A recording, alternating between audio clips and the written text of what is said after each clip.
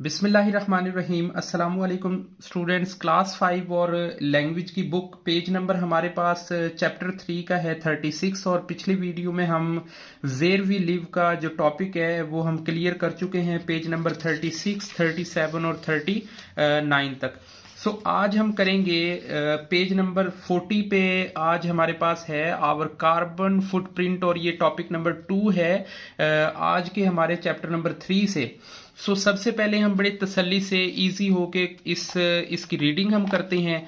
Reading के बाद हम देखेंगे कि हमें किस तरह से इसके जो एमसीक्यूज हैं, फिल इन द ब्लैंक्स हैं, या इसके अंदर जो ग्रामर का यूज हुआ है उसे हम कैसे हैंडल करेंगे।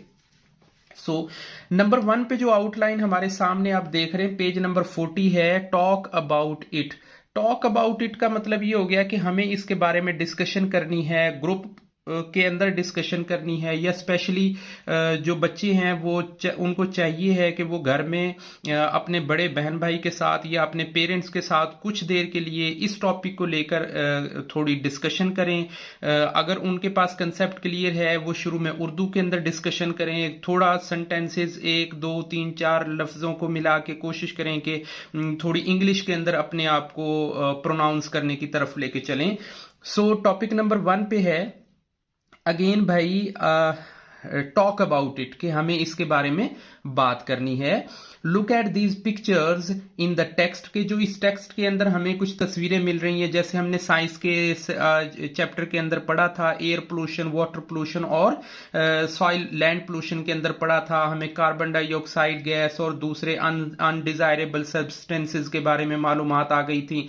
वही चीजें यहाँ पे भी रिपीट होंगी, हमें वहां से बहुत सी चीजों को सीख के यहाँ पे अप्लाई करने का मौका मिलेगा। व्हाट टू डू, कि हमें क्या करना है। ये जो तस्वीरें आप अपनी बुक के अंदर 40 नंबर पेज के ऊपर देख रहे हैं कि फैक्ट्रियों से बहुत ज्यादा धुआं निकल रहा है। एक वर्ल्ड मैप बनाया हुआ है, उसके ऊपर एक कार्बन का प्रिंट बना हुआ है जिसे फुटप्रिंट भी वो इंडिकेट कर रहा है। या बहुत ज्यादा जो है वो हीट पैदा होने की वजह से हमारे जो पोल्स हैं, साउथ पोल और नॉर्थ पोल, उसकी जो बर्फ है वो पिघल के पानी के अंदर शामिल हो रही है ड्यू टू बहुत ज्यादा गर्मी और हीट पैदा होने की वजह से। तो ये एक बहुत बड़ी प्रॉब्लम है जिसकी अवेयरनेस के लिए ये आज का टॉपिक हमें पढ़ने को मिला है। इसमें हम ये सीखेंगे कि हमें डिस्कशन करनी है कि कार्बन फुटप्रिंट होता क्या है। सबसे पहले तो हमें एक डेफिनेशन है जिसे हमने क्लियर करना है। हमारी रीडिंग का जो बेसिक पर्पस है वो है what do you think our carbon footprint, के हमारा कार्बन फुटप्रिंट क्या होता है। Why do you think about the need of the reduce, इसके हमें इसे कम करने की क्या जरूरत है, हम इस बारे में क्यों सोचें। सबसे पहले हमें यह जानना जरूरी है कि कार्बन फुटप्रिंट होता क्या है। अगर ये अच्छा होता है तो हम इसे एक्वायर करें, और अगर ये बुरा होता है तो हम इसे अवॉइड करें। पहले हम इसकी डेफिनेशन पढ़ते हैं, वो क्या है।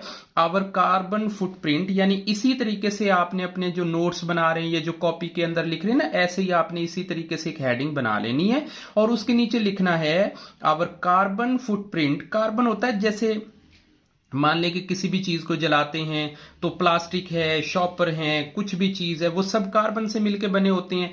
Our carbon footprint is how much CO2। CO2 basically एक केमिकल फॉर्मूला है कार्बन डाइऑक्साइड का, ये ब्रैकेट के अंदर भी लिखा है। ये अब देखें, जब हम ऑक्सीजन अपने अंदर लेके जाते हैं तो हम उससे हीट और एनर्जी पैदा करते हैं। जब हीट और एनर्जी पैदा होती है तो उससे कार्बन डाइऑक्साइड गैस पैदा होती है जिसे हम खारिज कर रहे होते हैं। Our carbon footprint is how much CO2 one person make each year। एक तो हमें ये जहन में रखना है कि एक साल में कोई भी बंदा, कोई भी शख्स, आप, मैं, अली, जैद, बकर, कोई भी बंदा जब एक साल में कार्बन डाइऑक्साइड गैस जितनी पैदा करेगा वो उसका कार्बन फुटप्रिंट कहलाएगा। वी यूज एनर्जी, इसमें हम गैस भी यूज करते हैं, इलेक्ट्रिसिटी भी यूज करते हैं, रोजाना हमने इस्तेमाल करना होता है। आवर जर्नी टू स्कूल, के जब हम स्कूल जाते हैं गाड़ी में फ्यूल इस्तेमाल हो रहा है, हम बाइक यूज करके जा रहे हैं। आवर कंप्यूटर है, कि जो हमारा कंप्यूटर है वो भी जब हमारा टर्न ऑन होता है तो उसके लिए भी एनर्जी की जरूरत होती है। आवर मोबाइल फोन, और जो हम मोबाइल फोन जिस पे आप इस वक्त इस वीडियो को देख रहे हैं, ये भी जाहिर है मोबाइल फोन एक बिजली से चार्ज होएगा, फिर इससे भी भी हीट एनर्जी प्रोड्यूस होएगी। The lights on heating our houses के जो हमारे घर के अंदर जो लाइटिंग होती है, जो रोशनी होती है, वो भी हमारे हमारे इस एनर्जी को ना हीट को प्रोड्यूस कर रही होती है। All of these about produce CO2। यानी आप ये कह सकते हैं कि ये जो गैस और इलेक्ट्रिसिटी है ये CO2 प्रोड्यूस करती है, यानी कार्बन डाइऑक्साइड गैस प्रोड्यूस करती है। अब इसको मजीद हम आगे पढ़ते हैं कि अगर ये पैदा हो रही है तो हमने ये चेक करना है कि क्या ये हमारे लिए नुकसानदेह है या क्या ये हमारे लिए फायदेमंद है। सबसे पहले तो हमने ये समझ लिया कि कार्बन डाइऑक्साइड गैस बिजली के इस्तेमाल से, गैस के इस्तेमाल से, फॉसल फ्यूल्स के इस्तेमाल से पैदा होती है। अब हम ये जानने की कोशिश करते हैं कि क्या ये हमारे लिए ठीक है या ठीक नहीं है, ये इंफॉर्मेशन लेते हैं।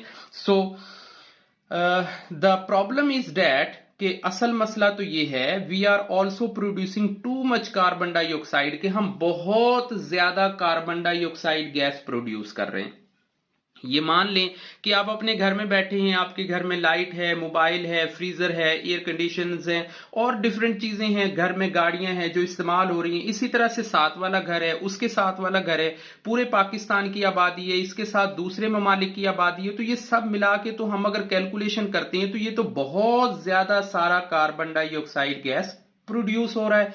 एंड सम साइंटिस्ट बिलीव्स, और कुछ साइंसदानों का ये मानना है, उनका ये यकीन है, that this is the making earth hotter, और ये तो जमीन को गर्म कर रहा है। और वो ये चीज मानते हैं, तस्लीम करते हैं कि इससे जमीन गर्म हो रही है। This means that ice at the poles of the melting, ये जो तस्वीर हमारे सामने है, ये पोल्स के ऊपर जो बर्फ जमी हुई है, जो हमारे नॉर्थ और साउदर्न पोल के ऊपर बर्फ है, वो पिघल रही है। अब जो वो पिघलेगी तो वो तो समुद्र के अंदर आएगी। इसकी एग्जाम्पल बिल्कुल ऐसे है, आप एक खाली प्लेट के अंदर जब बर्फ का एक पीस रख देंगे, जैसे जैसे वो पिघलेगी तो वो प्लेट भरना शुरू हो जाएगी, और एक टाइम ऐसा होएगा कि वो जो पानी है उस प्लेट से बाहर निकलना शुरू हो जाएगा, जो कि नुकसानदेह है। यही एग्जाम्पल साइंसदान यहां पे बताने की कोशिश कर रहे हैं। सो अब अगर हमें ये पता चल गया कि इसकी डेफिनेशन क्या है, फिर हमें ये पता चल गया कि ये प्रोड्यूस कैसे हो रही है, अब हमने ये भी चेक कर लिया कि ये हमारे लिए फायदेमंद नहीं है, ये हमारे लिए नुकसानदेह है। सो अब हम ये चेक करते हैं कि किस तरीके से हम इसे कम कर सकते हैं, इसे रिड्यूस कर सकते हैं, इसमें कमी ला सकते हैं। तो उसके लिए हम रीड करते हैं, हेडिंग भी हमारे सामने है, how can we reduce our carbon footprint, कि हम अपने कार्बन फुटप्रिंट को किस तरह से रिड्यूस कर सकते हैं। अब उसके लिए आउटलाइंस हैं, जैसे आपने एयर पोल्यूशन, वाटर पोल्यूशन और लैंड पोल्यूशन के अंदर वीडियोस में पढ़ा भी है और बुक्स के अंदर देखा, टीचर्स ने आपको बताया। सो नंबर 1 पे हम देखते हैं, there are many things to can do reduce the energy we use, के जो हम एनर्जी यूज कर रहे हैं, जो कुछ हम लाइट में, मोबाइल में, इसमें कंप्यूटर में, गाड़ियों के अंदर जो हम एनर्जी यूज कर रहे हैं, ये तो बहुत सारी हैं, लेकिन हम इनको कम कर सकते हैं। नंबर 1 स्टेप पे बहुत इजी सा है, ट्राई वॉकिंग टू स्कूल। अगर आपका स्कूल बहुत करीब है, नजदीक है, तो हम वॉकिंग से भी जा सकते हैं, पैदल जा सकते हैं, और या cycling instead of going by car, कि अगर थोड़ा ज्यादा फासला नहीं है तो हम बजाय कार पे जाने के, बाइक पे जाने के, बजाय किसी और गाड़ी पे जाने के, हम साइकिल से भी जा सकते हैं। सो इससे हम अपना कार्बन फुटप्रिंट रिड्यूस कर रहे हैं, कम कर रहे हैं। Recycling materials such as cans, bottles, paper, glass and cartons, this means less energy to needed to making new things. अब ये जो रिसाइकलिंग है, बेसिकली ये एक फैक्टर है जिससे हम अपने कार्बन फुटप्रिंट को कम कर सकते हैं। कैसे?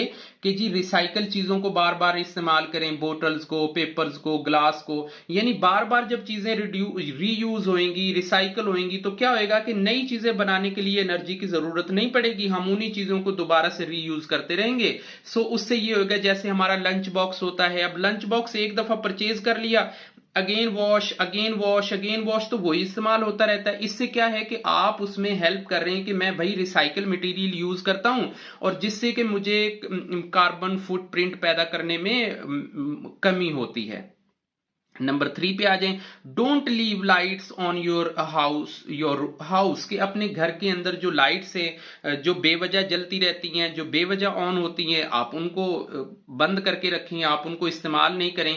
Eat food which grown in your area, कि वो वाली फूड आप इस्तेमाल करें जो आपके अपने एरिया में इस्तेमाल हो रही है। अब मान लें कि आप एक ऐसी जगह में रहते हैं जहां पे वो फूड पैदा नहीं हो रही, लेकिन आप वही फूड खाना चाह रहे हैं, तो क्या होएगा कि वो दूर दराज के इलाकों से मंगवाना पड़ेगी, उसके लिए गाड़ियां यूज होंगी, फ्यूल उसके लिए लगेगा, तो उससे भी आप उसका बाइस बनेंगे। तो अपने एरिया में अपने प्लांट्स का, अपनी जगह पे अपनी जो चीजों को आप इस्तेमाल करते हुए इन चीजों को करें, क्योंकि इनके लिए आपको प्लेन्स का, लॉरीज का इस्तेमाल करना पड़ेगा, ट्रांसपोर्टेशन आएगी, डिफरेंट कंट्रीज से डिफरेंट चीजें आएंगी, सो उससे भी कार्बन फुटप्रिंट में इजाफा होता है। इसलिए हमें अपने ही एरिया के अंदर की चीजों को, फूड्स को इस्तेमाल करना है।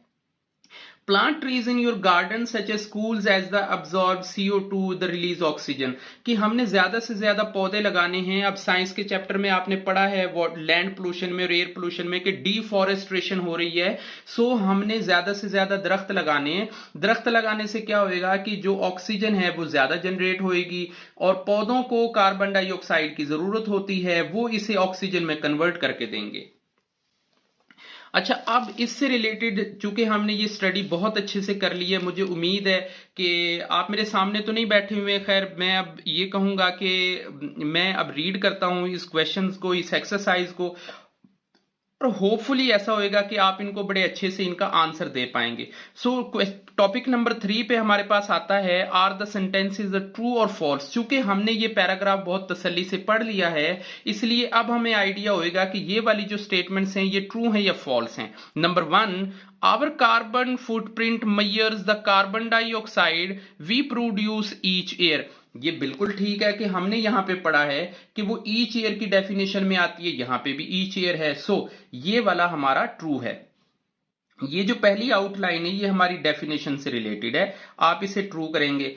Gas and electricity make CO2, अब ये हमारे लिए कंफ्यूजिंग है, लेकिन अगर हम व्हाट प्रोड्यूस कार्बन ऑक्साइड की डिटेल का ये पैराग्राफ जब हम पढ़ लेंगे तो हमें पता होगा कि ये गैस और इलेक्ट्रिसिटी तो प्रोड्यूस करते हैं कार्बन डाइऑक्साइड, तो ये हमारा ट्रू है। देन नेक्स्ट हम पढ़ते हैं, if you cycle to school, के अगर आप साइकिल इस्तेमाल करेंगे स्कूल जाने के लिए, you can reduce your carbon footprint. बिल्कुल ठीक है कि जो हमें ये how can we reduce our carbon footprint का जो टॉपिक था, उसमें सबसे पहला पॉइंट ही तो ये बताया है कि वॉकिंग ऑन स्कूल, या फिर instead of cycle by the car की जगह पे आप साइकिल यूज करें, तो ये भी हमारा ट्रू हो गया। Trees reduce carbon dioxide, produce है, रिड्यूस नहीं है, आपने ध्यान से पढ़ना है, मेरे से भी गलती हो गई है। ट्रीज प्रोड्यूस, कि ये पैदा करते हैं कार्बन डाइऑक्साइड, नहीं ये गलत है, क्योंकि ट्री जो होती हैं वो कार्बन डाइऑक्साइड को एब्जॉर्ब करते हैं और ऑक्सीजन को प्रोड्यूस करते हैं, सो ये वाला हमारा फॉल्स है। ऊपर के हमारे 3 जो हैं वो ट्रू हैं। नेक्स्ट हम रीड करते हैं, ये हमारा एक सर्वे है, इस सर्वे के अंदर हम ये बताएंगे कि हम कितना हमारा कार्बन फुटप्रिंट ग्रीन है या कितना हमारा कार्बन फुटप्रिंट जो है वो ब्लैक में है। सादा आप सिंपल सा ये समझोगे कि जो यस को ज्यादा टिक करेगा वो यहाँ पे इंडिकेशंस हैं जी कि भाई वो कार्बन का इस्तेमाल कम करता है। जिसके आंसर ईमानदारी से आपने टिक करने, जिसके आंसर नो में ज्यादा होंगे उसका ये होएगा कि वो ज्यादा यूज करता है कार्बन डाइऑक्साइड गैस को। So do you walk to school, क्या आप चल के स्कूल जाते हैं, पैदल ऑन फुट जाते हैं, तो अगर यस वाला कोई करेगा या नो में से आपने अपने तौर पे बुक में से टिक करना है। अब मैं तो स्कूल नहीं जाता हूं, लेकिन आपने अपने से टिक करना है। Do you recycle the materials, के क्या आप मटेरियल्स को, जैसे बॉटल्स हैं, जैसे कैन्स हैं, जैसे पेपर है, ग्लास है, क्या उनको दोबारा से रिसाइकल करके यूज करते हैं। Do you have to shower instead of bath, क्या आप शॉवर यूज करते हैं या बाथ लेते हैं। अब दोनों के दरमियान में फर्क ये है कि जो शॉवर होता है उसमें थोड़ा कम पानी इस्तेमाल होता है और जो बाथ होता है उसमें जरा ज्यादा पानी इस्तेमाल होता है, तो दोनों के दरमियान में फर्क है। अब ये आपने अपने से टिक करके बताने भाई कि आप शॉवर यूज करते हैं, बात करते हैं। Do U turn off lights, के क्या आप लाइट्स बंद कर देते हैं, यस और not. Do you use a computer, के क्या आप कंप्यूटर यूज करते हैं, डू यू यस और not. Do you eat food grown in your garden, के क्या आप ऐसी खुराक खाते हैं जो आपके गार्डन में, अब इससे मतलब आपका गार्डन एग्जैक्टली नहीं है, इसका मतलब ये कि आपके सराउंडिंग में गार्डन हो, आपके करीब में गार्डन हो, या कुछ चीजें हो जो आपके करीब करीब हो, तो वो आप यस या नो में टिक करेंगे। नंबर 5 को हम रीड करते हैं। Match the main class and the correct subordinate class के जो मेन क्लास है और जो सबऑर्डिनेट क्लास है इनको मिलाना है। बेसिकली भाई जब एक सेंटेंस के दो हिस्से कर दिए जाते हैं, जब दो टुकड़े हो जाते हैं तो वो दो टुकड़े आपस में क्लासेस कहलाते हैं। एक मेन क्लास बन जाती है और एक सबऑर्डिनेट क्लास बन जाती है। जैसे स्कूल के अंदर आपकी क्लास में क्लास रेप होता है, क्लास जो बॉय होता है, जो गर्ल जीआर्स के अंदर होती है, तो एक मेन मॉनिटर या एक क्लास का ऑब्जर्वर बना दिया जाता है और बच्चे उसके नीचे आ जाते हैं। सो यहां पे भी ऐसा ही है। हमें दिया गया है I think, I know, I hope, I believe. I think का मतलब है ख्याल करना, सोचना, अपनी थिंकिंग में लेके आना। नो का मतलब होता है जानना, किसी चीज का कंफर्म, यानी नॉलेज जब होएगा तो वो चीज कंफर्म हो जाएगी आपके पास। होप में आप इन फ्यूचर की कोई डिजायर कर सकते हैं, कुछ सोच सकते हैं, कोई उम्मीद कर सकते हैं। और बिलीव का मतलब होता है किसी चीज का यकीन हो जाना। सो सबसे पहले आप यहां पे ये चीजें देखें कि जो आपकी नॉलेज में है उनको नो से टिक कर दें, जिनके बारे में आप सोचते हैं उनको थिंक से टिक कर दें, जिनकी आप उम्मीद रखते हैं उनको होप से टिक करें, और जिनका बिलीव करते हैं वो आप उस बिलीव से टच करें। अब हम ऑब्जर्व करते हैं, इनको रीड करते हैं। That glaciers observe, that trees observe CO2 के जो दरख्त हैं वो CO2 एब्जॉर्ब करते हैं। इसका तो भाई हमें पता है, आई नो, जानते हैं हम। Okay, that we should all ride our bicycles to school, all ride to bicycles के सब। अब देखें ये पॉसिबल तो नहीं है, आप अपने आप को पॉसिबल कर सकते हैं, किसी के लिए तो ये पॉसिबल करना मुमकिन नहीं है। सो आप उम्मीद ही कर सकते हैं, I hope that we will be ride to the bicycles to school के हम सब उम्मीद करते हैं कि हम सब भी साइकिल पे जाया करें। So the my generation will reduce the global warming. I think ये हो सकता है कि मैं यकीन रखता हूं, मुझे यकीन है। आई बिलीव भी आप इस्तेमाल कर सकते हैं कि मुझे यकीन है कि हम सब कोशिश करेंगे, सो ये रिड्यूस कर सकते हैं। The glaciers does not melt. I think, मेरे ख्याल में the glaciers does not melt के आपने चूंकि देखा नहीं है, आप चूंकि वहां पे गए नहीं है कि ग्लेशियर वाकई मेल्ट होते हैं नहीं होते हैं। सो अपनी ऑब्जर्वेशन के हिसाब से आपने इनको पूरा एक सेंटेंस बना के लिखना है। वो सेंटेंस कैसा हो कि वो अभी ए और सी है, आप उसे कंप्लीट एक सीक्वेंस में लिखेंगे। नेक्स्ट हम चलते हैं टॉक के बारे में। अब टॉक का मतलब है गपशप करना है, बातचीत करनी है। Discuss the energy used in your school. आपने ये चीज डिस्कस करनी है कि आपके स्कूल के अंदर कौन सी एनर्जी जो है वो यूज हो रही है। लाइक आप फोटोकॉपियर स्कूल के अंदर यूज कर रहे हैं, हीटिंग यूज हो रही है, स्कूल की वैन है, स्कूल में बस चल रही है, स्कूल के अंदर और क्या क्या चीजें हैं, या आपके स्कूल के अंदर कौन कौन से ऐसे इवेंट हैं जिनके जरिए हीट एनर्जी पैदा हो रही है, उसके बारे में आपने लिखना है। We believe that, we think that. We believe का मतलब आएगा कि हमें ये यकीन है, और जब हम किसी चीज के बारे में सोच रहे होंगे, इन दो वर्ड्स को मिला के आपने कम से कम दो सेंटेंसेस आपने लाजमी बनाने हैं, और यही आपका टास्क है। और कोशिश कीजिएगा, अगर पॉसिबल हो जाए तो आप मुझे कमेंट में सेंटेंस बना के लिख के सेंड कीजिएगा, मैं उसे देखूं, करेक्शन करूं, और कहीं पे कोई कमी बेशी हम उसके बारे में बातचीत कर सकते हैं। सो तब तक के लिए अल्लाह हाफिज, अपना ख्याल रखिएगा।